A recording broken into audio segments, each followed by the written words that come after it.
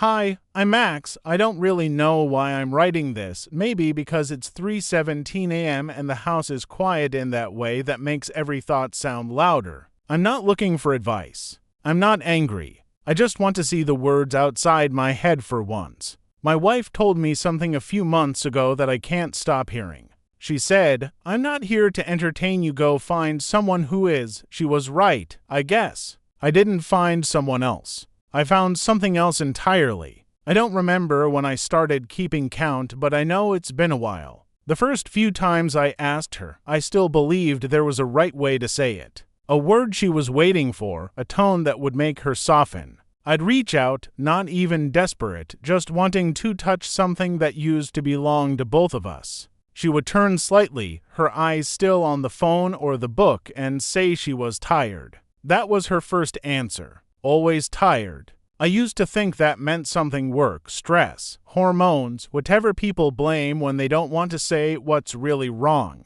But it wasn't that. She wasn't tired. She was done. I just didn't know how to hear it yet. Every night I left it alone, quietly, without a scene. She'd roll to her side, away from me, and I'd lie there counting the small sounds in the room: the hum of the fridge, the heating pipes clicking, her breathing slow and steady, indifferent. I thought it would pass. I told myself marriages had phases. I read some article about how routine kills intimacy, how couples need novelty, how you have to make effort. So I tried. I cooked once, badly. She said, "Thank you," like someone commenting on the weather. I brought wine. She drank half a glass, said she was getting a headache. I touched her shoulder when she walked past me. She stiffened just slightly, the way someone does when a stranger brushes against them on the subway. That flinch, small, almost invisible, burned into my mind more than any argument could have. I stopped trying for a week, then 2.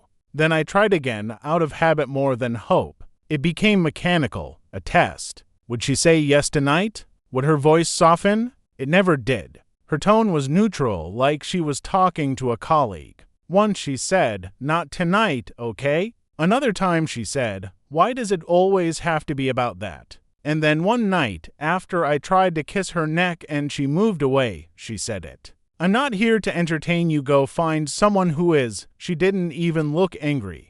Just tired in a different way, the kind of fatigue that doesn't come from lack of sleep but from being observed too closely for too long. I didn't argue.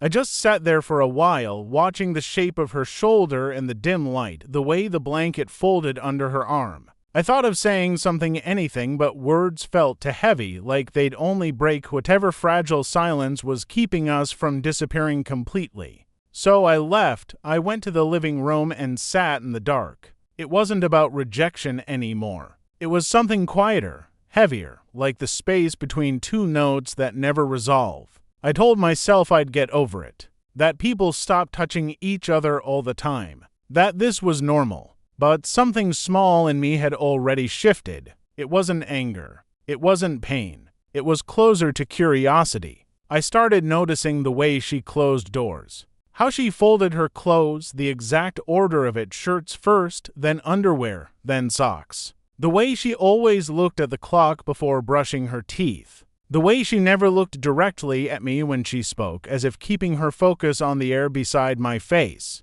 I realized I knew less about her now than when we first met. Back then I used to memorize the things she said. Now I memorized the things she avoided saying.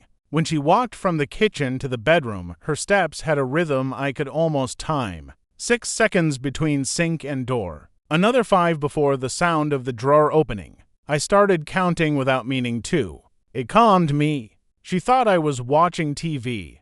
I wasn't. I was listening to her move, like tracking a ghost in our own home. Sometimes she'd laugh quietly at something on her phone, a sound that used to make me happy. Now it only reminded me that whatever world she belonged to, I wasn't part of it anymore. I started asking her out less. Not because I gave up, but because I wanted to see what would happen if I stopped. Would she notice the silence? Would she feel it? She didn't. She seemed relieved, actually, like a weight had been lifted. That hurt in a strange, dull way, seeing someone happier without you and knowing that you're still there, just invisible. I tried to act normal. I went to work. I laughed at people's jokes. I did the dishes. Every night I'd come home, and for a second, walking through the door, I'd imagine her turning toward me, smiling. She never did. She barely looked up. She'd ask if I ate. I'd say yes. We'd sit in the same room, to quiet shapes, pretending the silence was comfort. Sometimes she'd watch a show and I'd sit beside her, waiting for anything. A glance, a hand on my arm, a word that meant she still saw me. But she didn't. It's strange how quickly absence becomes normal. The first few nights felt unbearable. After a while, I started to expect it. The space between us wasn't a wound anymore. It was a fact, solid, familiar. I told myself it was fine. But it wasn't fine. It was precise, controlled, like something being measured without my consent. I began to notice the small things more. The way her perfume lingered longer in one room than another. The way her towel always hung slightly to the left. The tiny, perfect order of her world that seemed to exclude me completely. It fascinated me, that precision. It was like she had drawn invisible boundaries and dared me to cross them. I never did.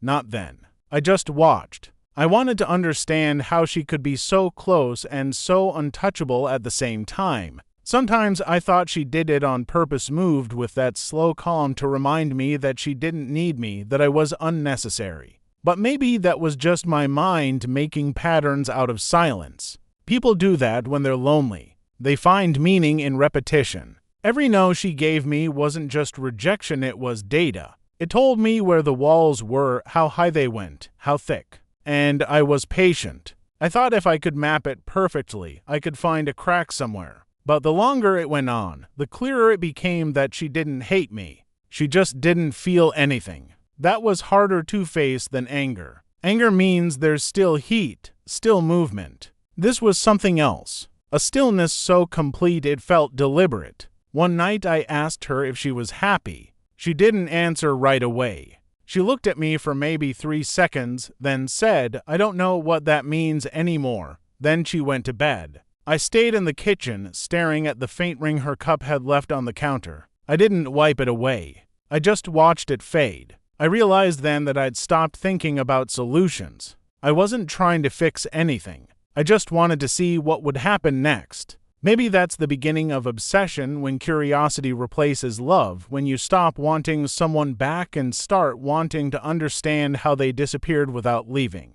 I don't blame her. She was honest in her own way. She told me not to expect warmth where there was none. She said I should find someone else. I didn't. I found something quieter instead. A kind of peace, though not the kind she meant. The peace of knowing exactly where I stood, even if that place was nowhere near her. Sometimes, late at night, I'd stand by the doorway and watch her sleep. Not in a romantic way. Just watching the rise and fall of her breathing, the twitch of her fingers against the pillow. She looked peaceful, unreachable, like someone who had already left but forgot to take her body with her. I'd think about her words, "I'm not here to entertain you." I wondered if she realized how final that sounded. Maybe she did. Maybe that was the point. I never touched her after that, not once. I still wanted to, sometimes out of reflex. But I didn't. I learned to hold still, to study instead, and that's when things started to change, not between us, but inside me. The quiet became sharper, almost alive. I began to listen differently. Every sound had weight. The creak of the floorboards, the click of the bathroom door, the soft rustle of sheets, each one told me something. I stopped asking questions out loud. There was no point. The answers were all in the way she moved. Sometimes I'd catch myself smiling at a small discovery, the way she always turned the faucet twice before brushing her teeth, or how she lined up her shoes by color. Little things no one else would notice. It made me feel close to her in a strange, secret way, like I knew her better than she wanted to be known. She never noticed me watching. Or maybe she did and didn't care. Either way, it didn't matter. What mattered was that the silence wasn't empty anymore. It had texture, pattern, meaning. That's what I held on to when everything else stopped making sense. I used to think obsession was noisy, like something that burned through you. Turns out it's the opposite. It's quiet, almost peaceful, like the hum inside an empty room. After that night, after she told me to find someone else, I stopped trying to reach her. I didn't decide it. It just happened, like a switch turning off by itself. The mornings became predictable. She'd wake at 7, move through the apartment with the same careful rhythm. Coffee, shower, hair, perfume, door. I'd sit at the table pretending to read the news, memorizing the small pattern of her movements. I wasn't tracking her, I just didn't know what else to do with the space she left behind. People say distance gives perspective. They never mention how perspective can harden into habit. I began to note things automatically, the sound of her shoes on the tile, the order she checked the locks, the way she sighed before leaving, as if bracing herself for another day of pretending. When the door closed, the silence folded back over me. I thought of calling her during the day, asking how she was, but I never did. I already knew how she would answer. I'm fine. Always the same words, perfectly balanced, without meaning. So I stopped asking questions. I stopped expecting anything at all. Something about that gave me a strange kind of relief. The pressure was gone. Evenings were the hardest at first. I'd hear her come home, keys against the counter, shoes kicked off near the door. I'd listen from the next room, not hiding exactly, just staying out of the way. The sound of her moving was like proof that life still existed somewhere close, even if I wasn't part of it. She'd eat, shower, sit on the couch scrolling through her phone, face lit by the small blue light. I'd glance at her sometimes, not with longing anymore, just quiet observation. The way her eyebrows tensed when she read something.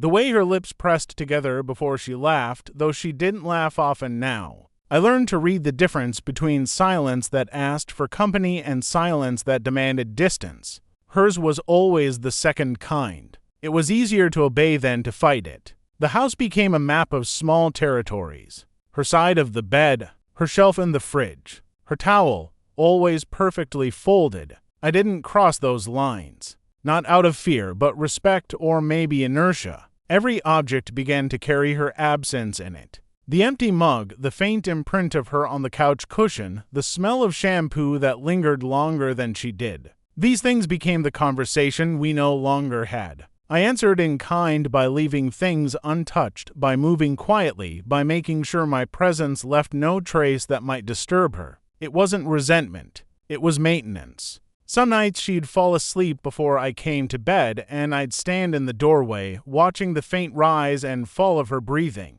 I'd remember how that same motion once meant closeness. Now it was just a sign that she was still alive, and that had to be enough. People talk about closure like it's something you earn, but I think it's more like erosion. It happens slowly, silently, until the sharp edges wear down and you stop bleeding when you touch the memory. I stopped bleeding somewhere along the way. I don't know exactly when. Maybe it was the morning I realized I hadn't thought about touching her in days. Maybe it was when I stopped waiting for her to notice me at all. There was no final argument, no grand ending.